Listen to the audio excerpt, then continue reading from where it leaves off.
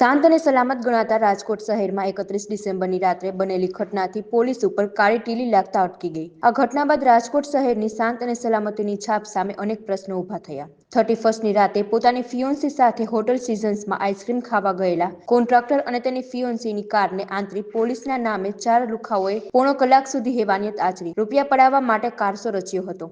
આ ઘટના બાદ પોલીસ ફરિયાદ નોંધાતા શહેરભરની 8 પોલીસની અલગ અલગ 50 ટીમોએ રાતભર તપાસ કરી અને 30 જેટલા નશેડીઓ અને લુખાઓની ઓળખ પરેડ કરાવી।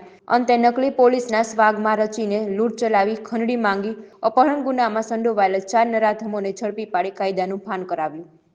9 વર્ષની રાત્રે યુનિવર્સિટી પોલીસ સ્ટેશન વિસ્તારમાં એક બનાવ બન્યો હતો, જેમાં હકીકત એવી હતી કે એક ફરિયાદી પોતાની મહિલા મિત્ર સાથે ફરવા માટે નીકળ્યા હતા।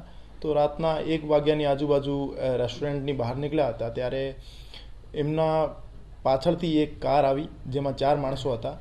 એમને એમના પાસે ગાડી રોકી, એમના પાસેથી 1700 રૂપિયાની લૂંટ કરી અને 2 માણસો એમની ગાડીમાં બેસીને એમનું અપહરણ કર્યો અને પછી ફરિયાદીના ફાધર પાસેથી ખંડણીની માંગણી પણ કરી અને ફરિયાદીના સાથે જે મહિલા મિત્ર હતા એમની છેડતીનો પ્રયાસ પણ કર્યો।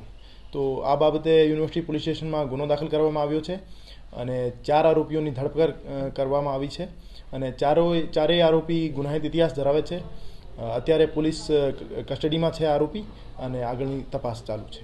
આમાં કુલ 4 આરોપી છે: વિપુલ મહેતા, અલ્પેશ મકવાણા, પરિમલ સોલંકી અને વિજય સોલંકી।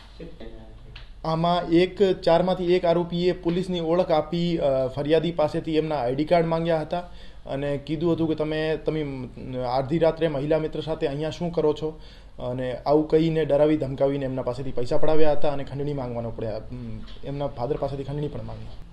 ફરિયાદી દ્વારા એમના મધર ફાધરને બોલાવવામાં આવ્યા હતા કે અમને પોલીસે પકડી લીધા છે, તમે અહીંયા જગ્યા ઉપર આવો। તો આ દરમિયાન આરોપી ત્યાંથી નાસી છૂટ્યા હતા।